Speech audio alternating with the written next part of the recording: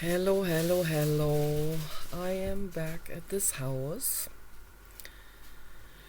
And it was nice yesterday at the horse. And I said to Paul, and I talked to Mike on the phone while I was seeing the horse.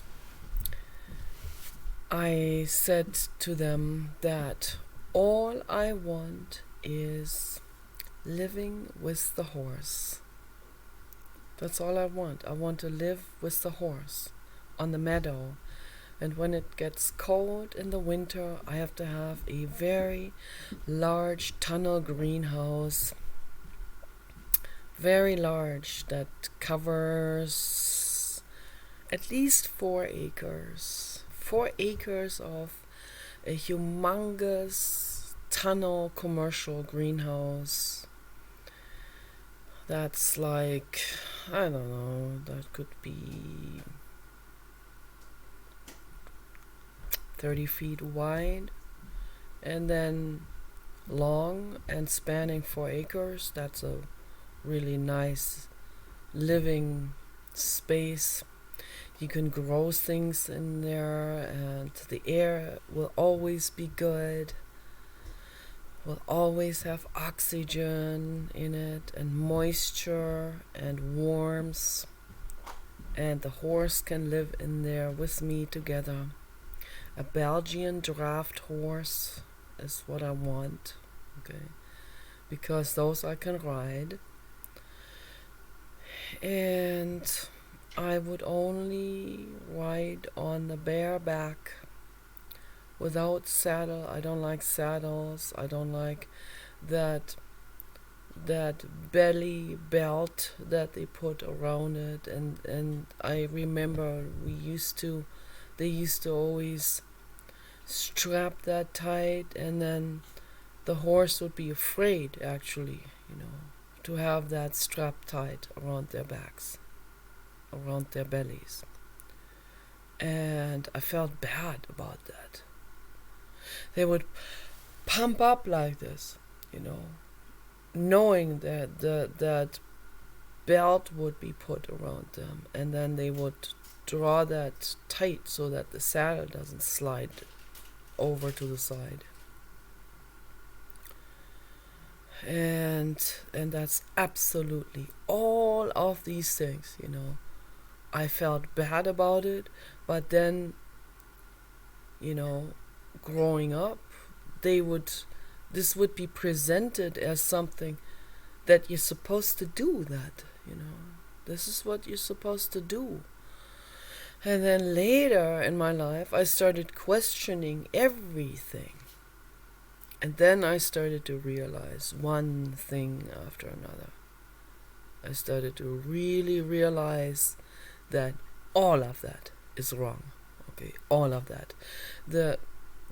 That head harness with the mouthpiece that goes in it, it's some kind like a chain type of metal that goes into the mouth so that the rider can have more control, when he tugs on one side, then the horse would turn more, or I guess maybe because it would feel more uncomfortable to the horse. So all of these things are completely wrong.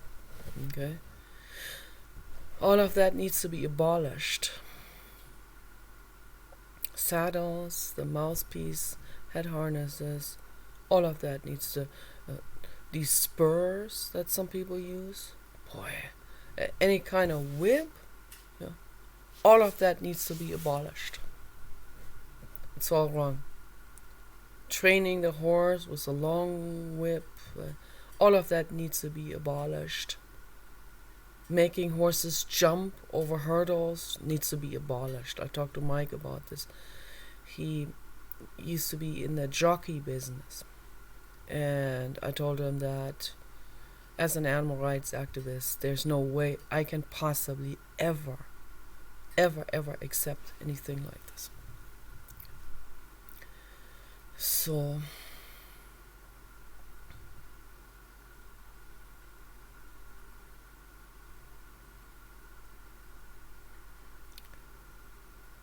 I like it when men who want to ride a horse, when they weigh less than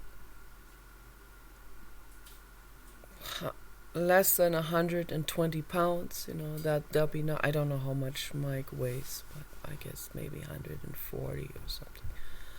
But I like it when men are short and don't weigh very much, and then they can ride a lot of different horses, but not as jockeys, not as whipping them or making them race around the racetracks. I find that very cruel. And they can also get sports injuries, the horses, and they often do, and oftentimes they can fall or they can break their legs, and that's absolutely horrific. They have to be euthanized. It's absolutely horrific, absolutely horrific.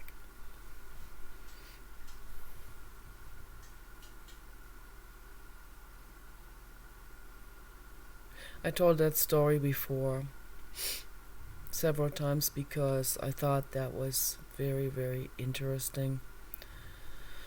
An anecdote by Rupert Isaacson in his book The Horse Boy. Rupert Isaacson, he comes from an English fox hunt sport tradition, and later on he was encountering shamans from Africa who told him that he cannot continue with the fox hunt, that it would interfere energetically with the healing process of his son. His son had severe autism, and he couldn't even talk in the beginning of his life. For many, many years he was locked into his own mind, and they were trying to help him. This is the most touching book in the world, The Horse Boy. So, and he also told that story from England where he knew a lot of horse people, of course, because he was in that business growing up, and was the fox hunt. My grandfather was in this too in Germany, but instead of hunting an actual fox in Germany, they were calling it Schnitzeljagd, which was more like some kind of endurance competition sport type of tradition, where someone was riding a bicycle with some kind of fake foxtail on it or something like so. So they have taken the brutality out of that tradition. So it had moved as that tradition probably moved from England to Germany at some point in history. Germany took the brutality out of that tradition, and they didn't hunt an actual fox. So that is so unimaginably cruel, to hunt with a whole bunch of horsebacks, riders on horses, hunting down one single fox. The terror, that fox must be feeling, and then in the end they shoot the fox or something. I don't even want to know. But it's absolutely cruel. It's energetically interfering with people's wellness of mind, and even with their children having autism. So all of these things, when people do these kind of things, the chances are very high that their children are born already with some very heavy energetic burdens in their minds, with some, I don't know how to explain it, but with a trauma that is based on their energy field, that is caused by their cruel traditions that they don't question. In the same sense, anything that we see, that we grow up with, that people don't question, they think this is what you're supposed to do. You need to question it. We need to question this.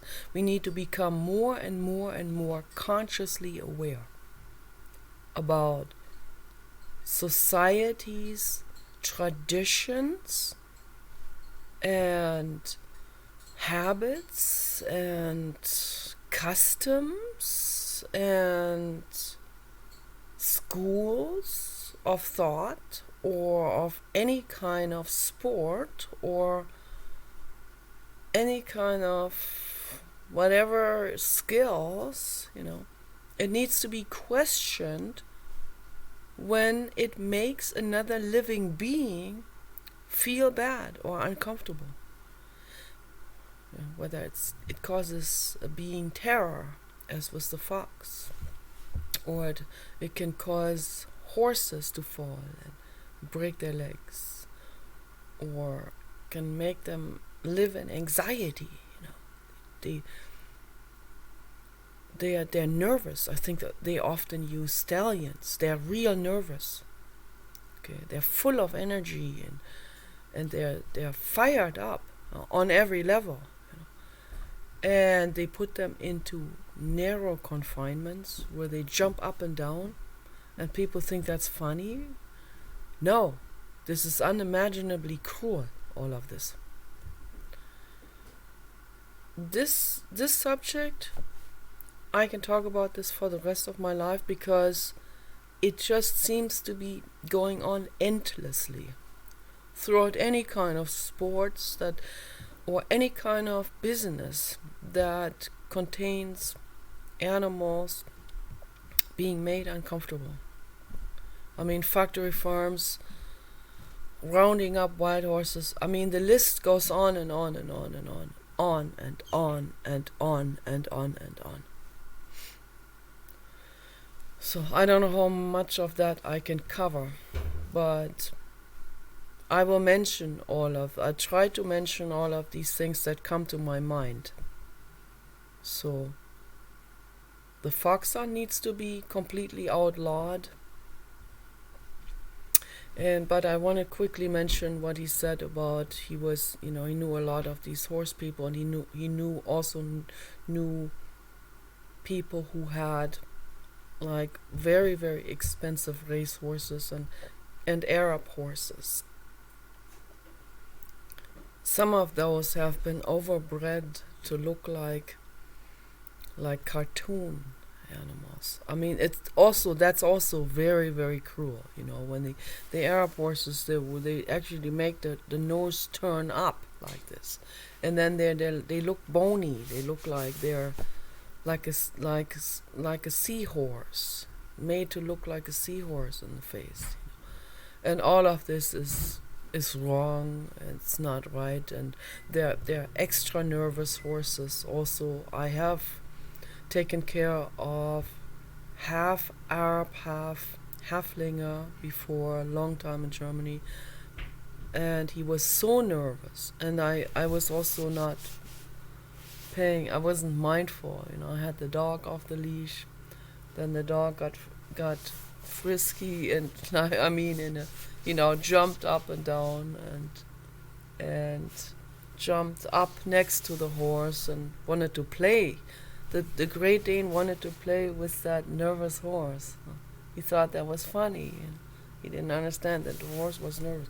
Then the horse buckled me off, and that's when I fell into the ditch and had the same foot here, overstretched my fibularis outer bands when I was 24, and God, man. But that's like karma, in your face. That's a learning experience. I learned I need to be more mindful. Yeah, obviously this is not working. I can't have the dog loose, getting all excited with the horse, and then the horse getting nervous and buckling and bolting off. So no, that's not gonna work. So we have to be way more mindful. Dogs should be on the leash at all times. That's what I learned now, finally. It took me a long time.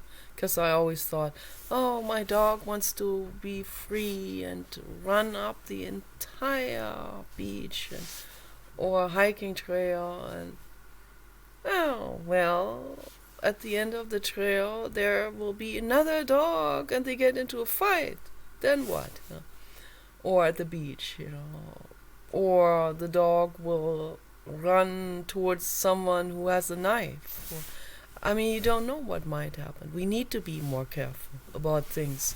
We need to be more mindful about our lives. When we are young, we don't know about any of these dangers.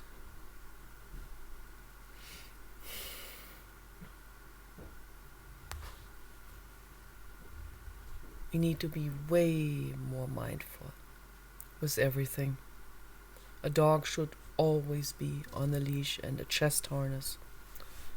A horse, when we take the horse for a walk, the horse should have a very, very, very comfortable head harness, a muzzle band, but wide, not restricting the mouth area, and wide enough for the horse to comfortably chew and pick up grasses, and a forehead band, and that needs to be nice and fitting well and comfortable. That's really the emphasis on it.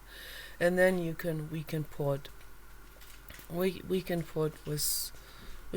a leash on the side, that has that it, maybe we need to create better head harnesses, where they have loops on the side that don't press into the horse's skin or cheek, but on the outside, and then you can buckle something on. You can buckle a leash onto it, with some kind of clip. And then you have on both sides, and then you have that rein, that goes that is connected to the horse's heads in order to gently signal, gently tug.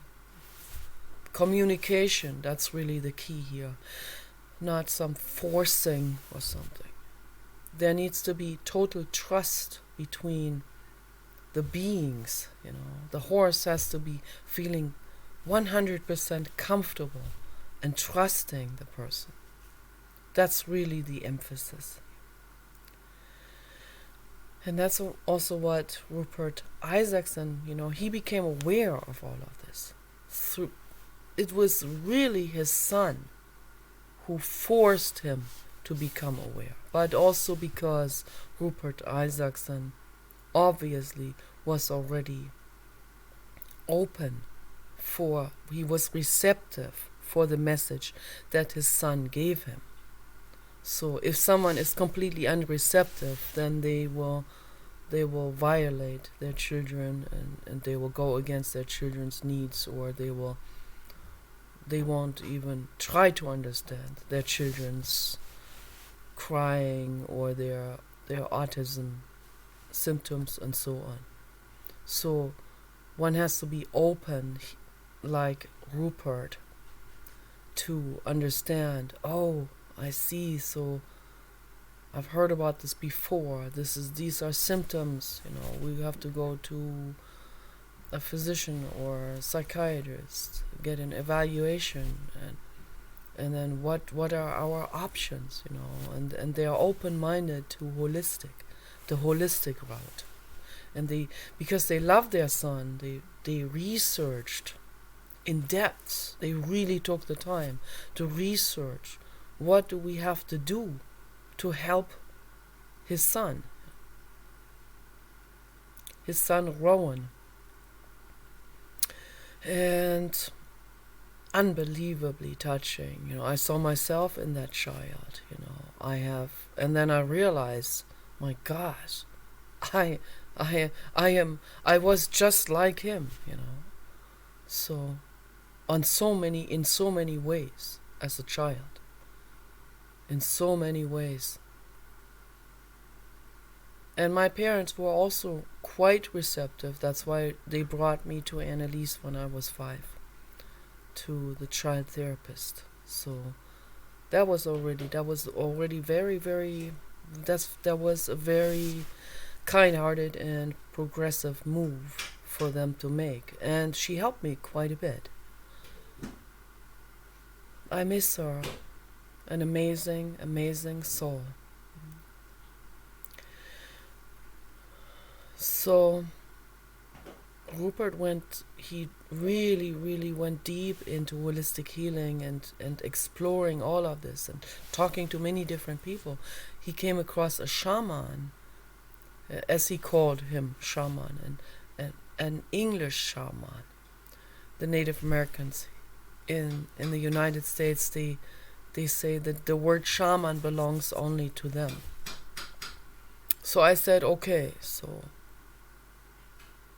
I was half angry about that. But I said, okay, I will never use the word shaman anymore. Like, if I refer to, like, myself or whatever, someone that's not Native American. So I'm saying that because Rupert used that word shaman. So he also used the word shaman in regards to the African shamans, the energy healers. So, and that's wrong to hijack a word and say that word belongs only to us. For example, the word kindergarten comes from the German language.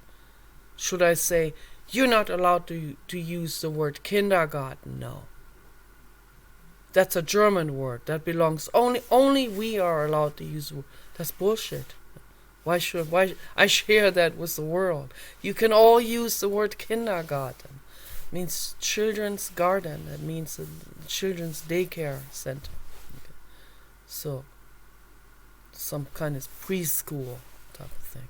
So why should I hijack that word? In the same sense, why should Native Americans who have been into healing and shamanism, why should they hijack that word shaman and say that only we are allowed to use that word? I find fault with that. But I still respect that, and I will not refer to myself as a shaman. But I refer to myself as a psychic, as an intuitive person, as an energy healer. So, and as I am healing, I'm becoming more and more aware, and I can help other people more and more and more. And here's the key to healing. It's not that magical, all of that. That's what Rupert said in his book when he met that energy healer in England, an older man who was always asked by all of these horse people with those real expensive Arab horses. When one of them had an injury, sometimes they had leg injuries, and that's what I criticize, because they put them in dangerous situations, and that's what's wrong. Okay, that's what needs to be abolished. But some of them, they heard that this energy healer guy would go in there. He wouldn't even charge them. He would go in there and spend time with their horses, and they would start to heal very, very quickly. And he would go in there even with bad leg injuries or even broken bones. He would go in there and they would have bandaged legs. Of course, they would be in a narrow, confined stable. which is all wrong. That makes them even more nervous.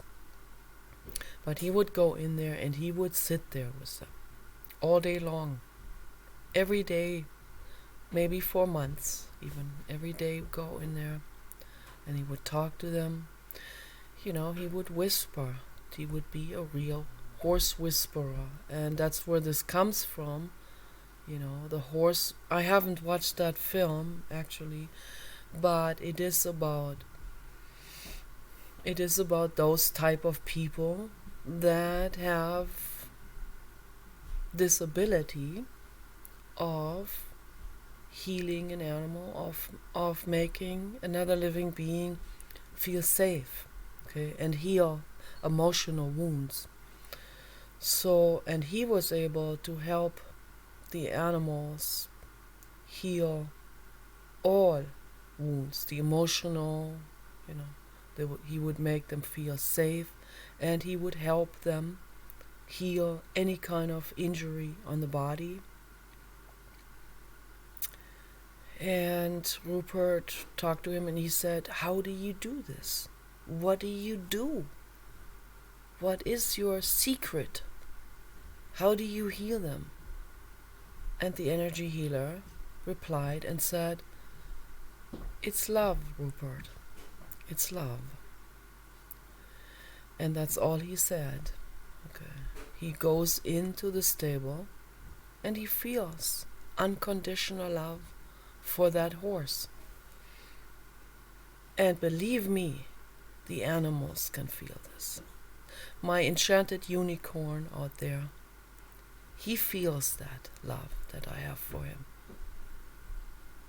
When I first met him, he was very, very, very nervous. He's still a little nervous and hyper. You can see that. He paces up and down, and he vocalizes a lot, and he is very, very, very kind of like a horse with ADHD.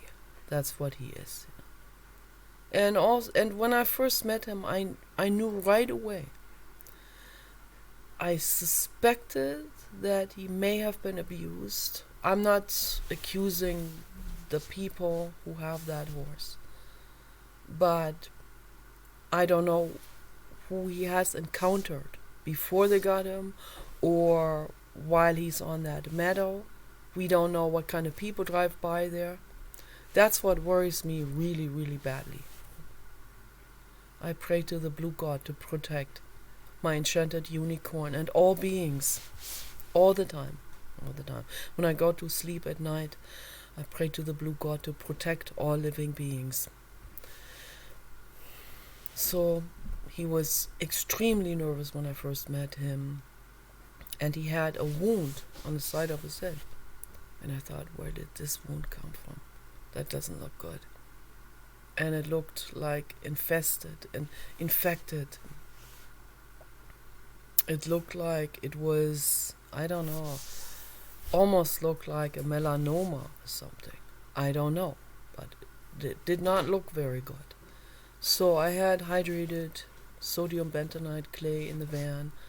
I put a chunk of that clay out and put it smudged it right on top of that infected area, of that wound. And we came back a week later, and it had completely healed. There was no more stuff on it. There was no more leathery stuff on it. There was no more scab stuff on it. Or it looked really, really weird, All of this was gone, and there was pink skin, healthy pink skin, just from the sodium bentonite clay. I tried to explain that to the lady who has the horse. I met her once, and I don't think she believed me. She didn't believe it. Most people, what goes through their minds is, well, if it was that easy, then why doesn't my doctor prescribe that? Here's the answer. It's a little probably a little uncomfortable to swallow that red pill of truth. But most veterinarians and most physicians are greedy, okay, and they get extra incentives from the pharma industry for using their products, for prescribing their products, and so on. And they get into a state of denial. They'll try to justify their way of handling it by saying, well, they know what they're doing, and then the customer thinks, oh, they know what they're doing. Everyone goes, oh, they must know what they're doing. Well, that's supposed to be, this is the way that's supposed to be done, right? Nobody ever comes to this mental state where they sit down, humble down, and start to question all of this. That's where I want people to get to. You get to the point where you sit down, you look at the entire picture, and you start questioning all of these details that you see in society. Okay. You question all of this. You question the pharma medications that don't even work very well. It takes way longer to heal with most pharma medications, and with side effects that will require more medications, that will cause more side effects and so on, causes toxicity. It's not good. Toxicity is adverse to healing. We want to get rid of toxicity.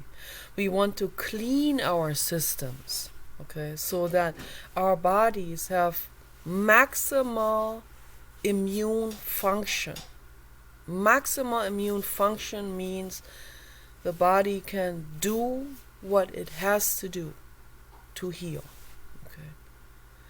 And that also, and the most important, absolute most important thing in holistic healing is unconditional love. Okay?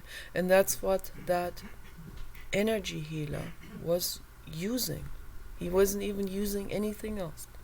He would go in the stable, he'd sit with the horses, he will talk to them gently, whisper into their ears, He would pet them.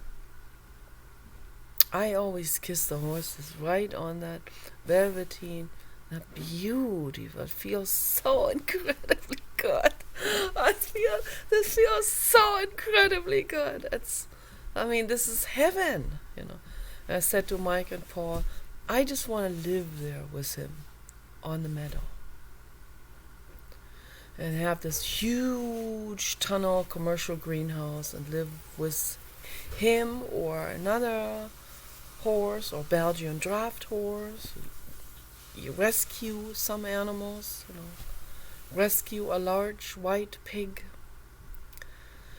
and give him a real happy paradise to live in, and live his whole lifetime, have the opportunity to live a long life and get old, Most pigs don't even get to be past 1 year.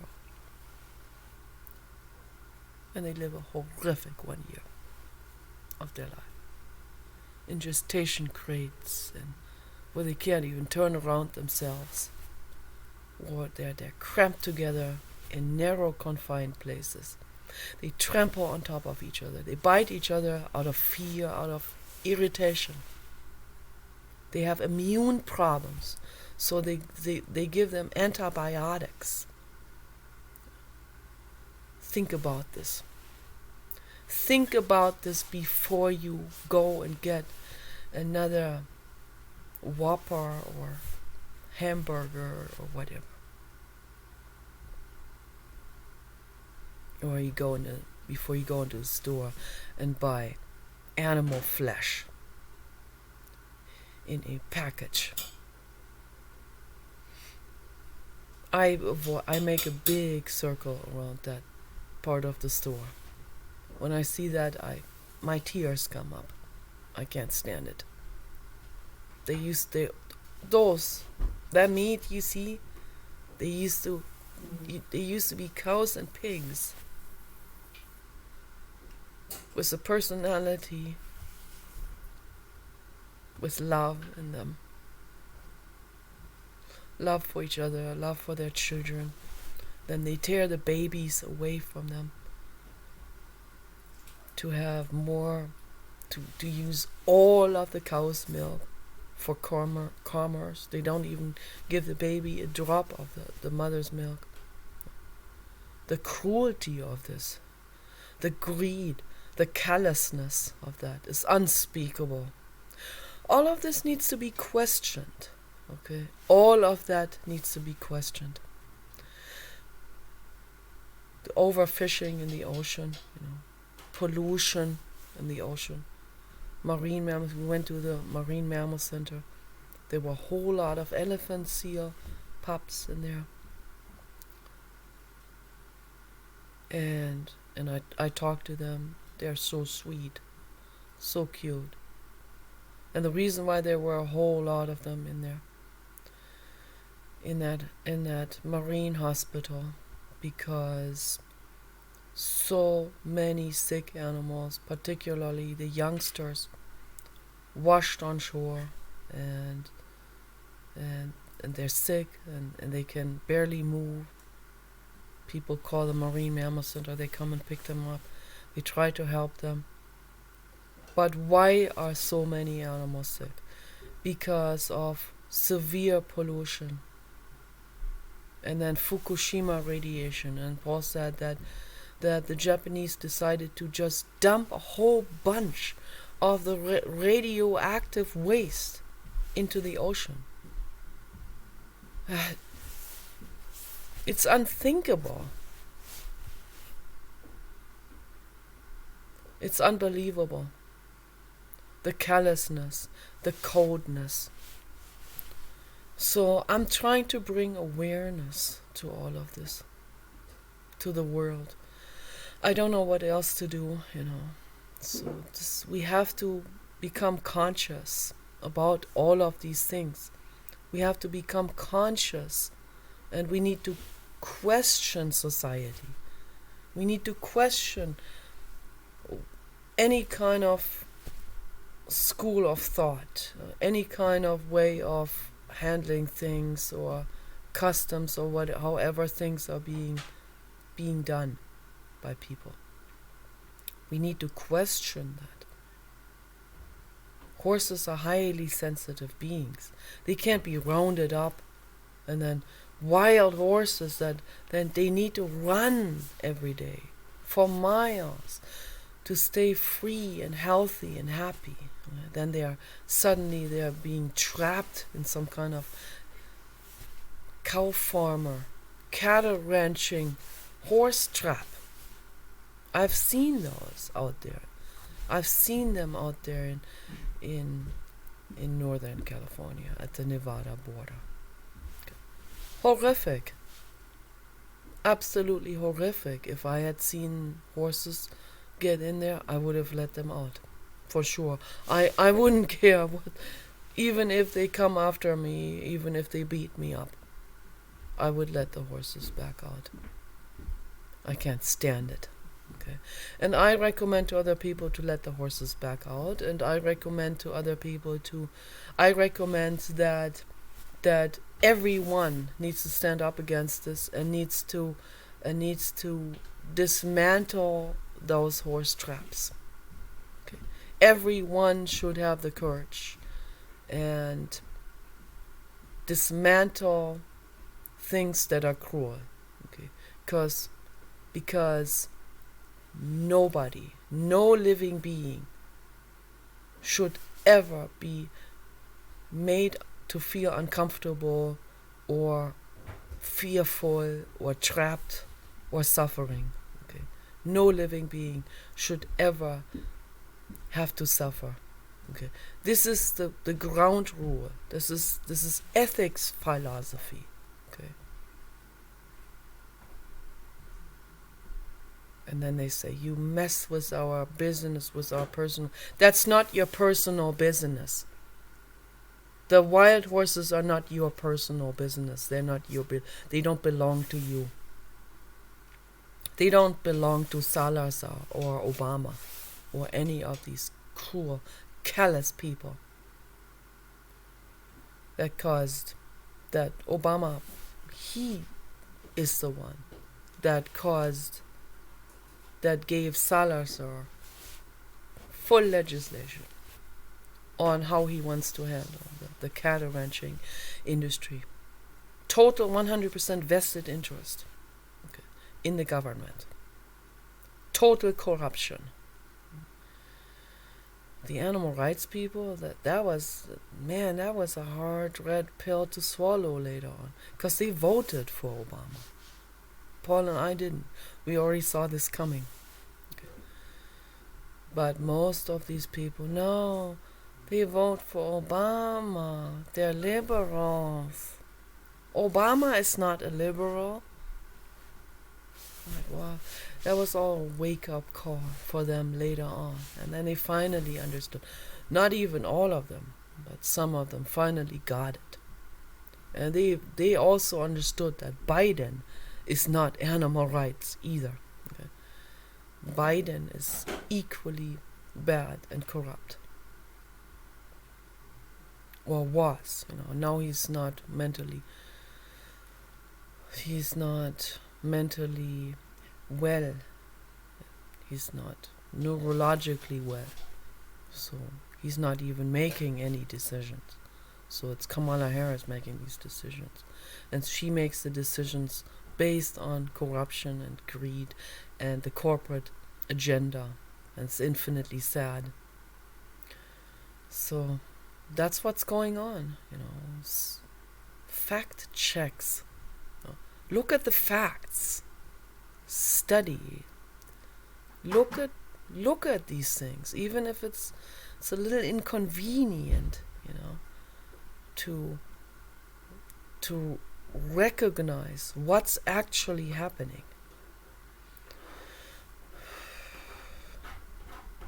How do we heal all of this? We heal it by doing ethical actions, helping the animals, rescuing the animals, making the right political decisions, voting for someone after you really studied that person, really studied. You also have to go to their websites, which most people haven't done with Barack Obama, by the way. They didn't even go on his website. There was nothing on his website. This was some kind of fake stuff. He was selling hats. Fake universal healthcare wasn't even real. Not what Hillary and Bernie Sanders were proposing to do. And what they would have done also. I don't know about. I'm not that sure, no, whether they would have really. But I think they would have been more in that direction of universal healthcare. So, I don't know, but I think most of them are very, very corrupt and corruptible. Bernie Sanders is definitely very corrupt, I think. Very corrupt person. Very much into money and all of that. But I don't know. But maybe he would have done more in terms of universal health care, which is very necessary. Okay? And I'm not a liberal. I'm not a conservative. Okay? I'm for rational. I'm not going to call it common sense, because common sense is not common. Rational sense solutions. Okay, that's what we need. And really, the bottom line is unconditional love. Unconditional love is the healing process for all living beings. Okay, very important. 4. Take care. Bye bye.